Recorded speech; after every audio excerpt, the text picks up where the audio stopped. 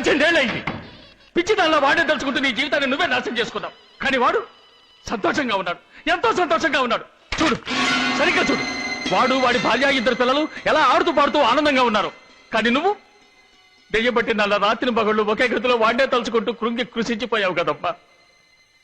నీలాంటి ఆడతాను నేను ఇంతవరకు చూడలేదు, వెళ్ళలేదు, పురాణాల్లో కూడా చదవలేదు. చాలమ్మా, చాలు. ఇక మీదైనా సంతోషంగా ఉంటానికి ప్రయత్నించమ్మా. నేను వాడిని దెబ్బతీయాలని ఎంతో ప్రయత్నించే చూశానమ్మా. వాడి గ్రేనైట్ ఫ్యాక్టరీని నా రాజకీయ పలుకుబడి ఉపయోగించి గవర్నమెంట్ స్వాధీనం అయ్యేట్టు చేయాలని ప్రయత్నించాను. కుదరలేదు. వాడు అసాధ్యుడు. వాడి పేద ఏమీ లేదు.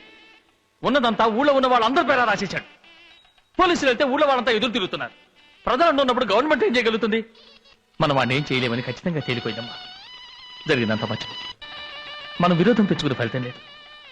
మనం వాడి మీద పగ తీసుకోలేమమ్మా. డామిట్, ఇంకా ఎన్నేళ్ళని వాడి పెళ్ళే చూస్తూ కూర్చుంటావు. వాడికి పెళ్ళిడు వచ్చిన 2 కూతుళ్ళు ఉన్నారు. వాడి కూతురు కూడా నా కొడుకు జరిగే కాలేజీలోనే చదువుతోంది.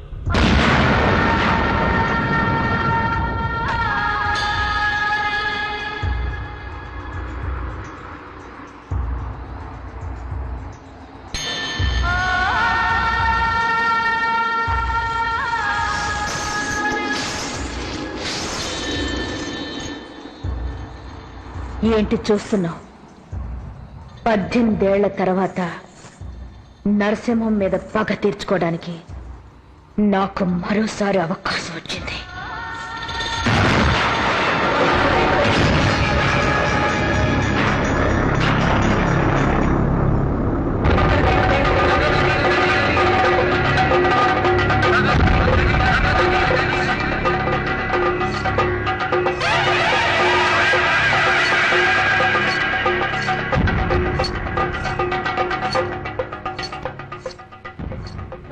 డ్రెస్సింగ్ రూమ్ ఎక్కడ? అక్కడ.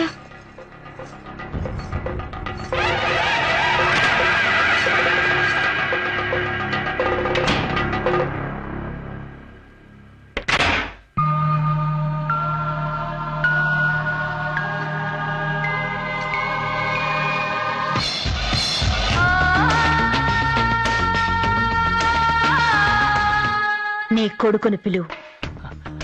ఏ చంద్రు, ఏంటండి పిలిచారా? వావ్, ఆంటీ సూపర్ గా ఉన్నారంటీ. చిన్నప్పుడు తలుపు సందులోంచి భయపడుతూ చూసేవాడిని, కానీ ఇప్పుడు కార్ డ్రైవింగ్ తెలుసా? అదన్నీ బాబు తలకిందలుగా తోలుతారండి. ఎందుకమ్మా వాడు ఇంతమంది డ్రైవర్లు ఉండగా? డ్రైవర్ అక్కర్లేదు, కార్ తన్నే డ్రైవ్ చేయమను. నువ్వు నాతో రా.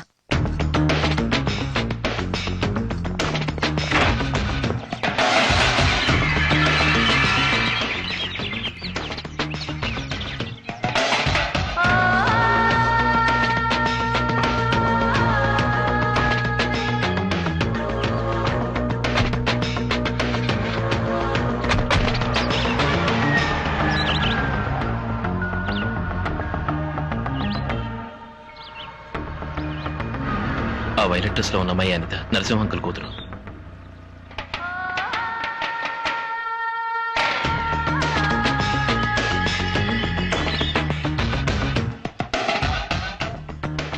ఇంకెప్పుడు తన నవ్వకూడదు.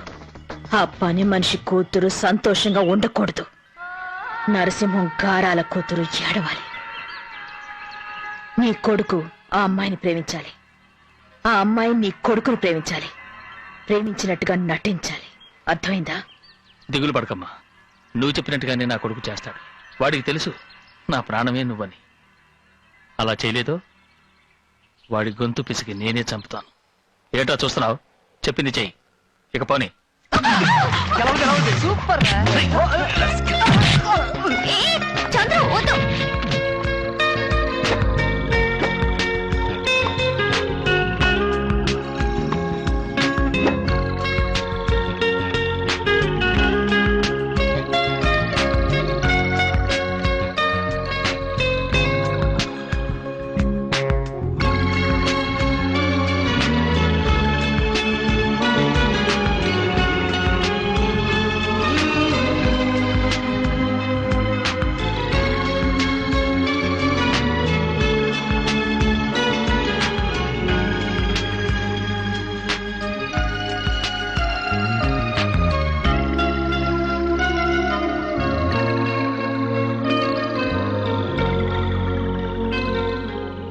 ఎందుకు ఏడుస్తున్నావు?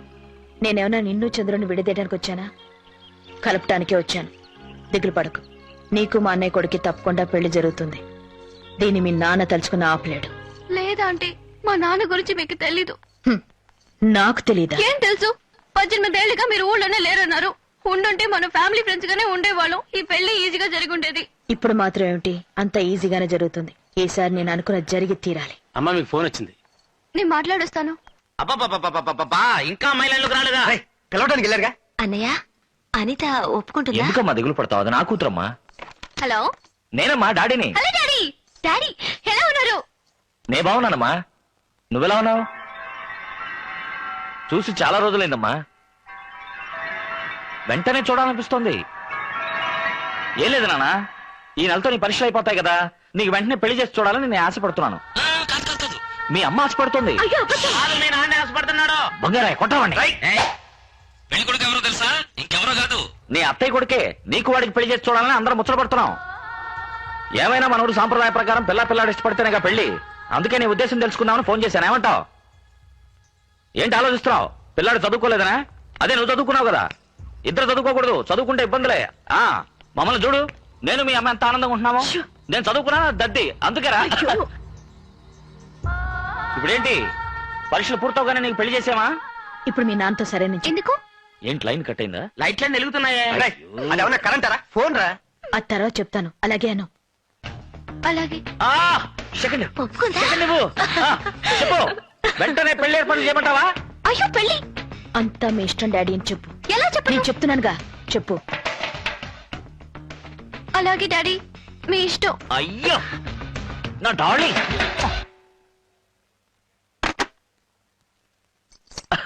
ఏమయ్యప్రాలా, పిల్ల ఒప్పుకుంటున్నాను అడిగావే. ఎవరి కూతురు? ఈ నరసింహం కూతురు.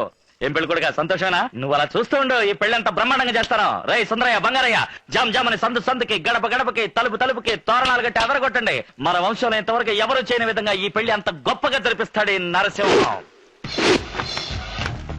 నువ్వు ప్రాణానికి ప్రాణంగా ప్రేమించిన చంద్రుడు నీకు కావాలి. మీ ఊళ్ళో మీ అమ్మా నాన్నల ఆశీర్వాదంతో నీ పెళ్లి జరగాలని నువ్వు కోరుకుంటున్నావా? అయితే నేను చెప్పినట్టు చెయ్యి.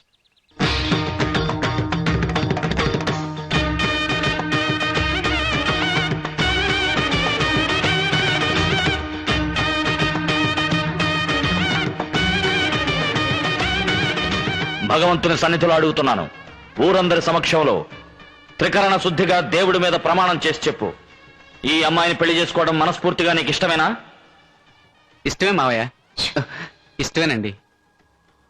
నువ్వు కూడా నీ ఉద్దేశాన్ని మనస్ఫూర్తిగా దేవుడి మీద ప్రమాణం చేసి చెప్పు, ఈ అబ్బాయిని చేసుకోవడం నీకు ఇష్టమేనా?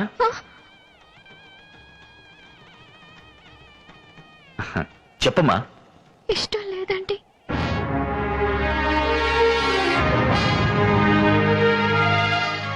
ఎందుకు ఇష్టం లేదు? మీ ఇద్దరితో మాట్లాడేగా ఈ పెళ్లికి ఏర్పాటు చేశారు. ఆ రోజు పరిస్థితికి ఒప్పుకోవాల్సి వచ్చింది. ఈ పెళ్లి కొడుకు నీకు నచ్చలేదా? నేను ఇంకొకరిని ప్రేమించాను. అతన్ని పెళ్లి చేసుకోవాలని ఆశపడుతున్నాను. సరే, నువ్వు ప్రేమించిన అబ్బాయి ఇక్కడ ఉన్నాడా? చెప్పు.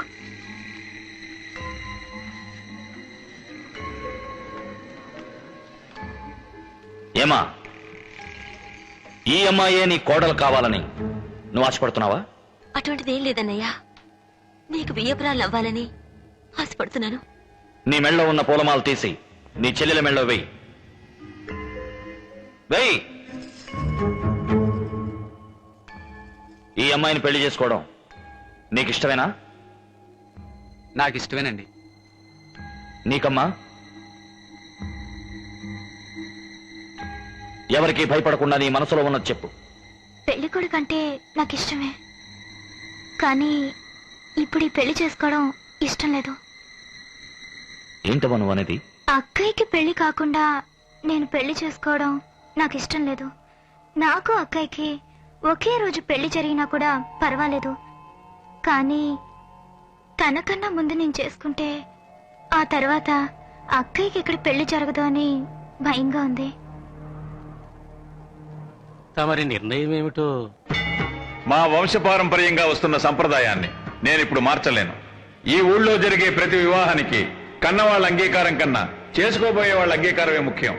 ఇష్టం లేని ఏ వివాహం ఈ ఊళ్ళో జరగకూడదు. అటువంటి వివాహాన్ని ఏనాటికి నా వంశీకులు చెయ్యరు. బావిని తెరవంట్రా. వీరి చేతుల మీదుగా ఈ ఊళ్ళో పెళ్లిళ్ళు జరుగుతున్నప్పటి నుంచి ఇంతవరకు ఆ బావి తెరవలేదు. ఈ రోజు వారి కూతుర్ల కారణంగా ఆ బావి తెరవాల్సి వచ్చింది. చూసావా?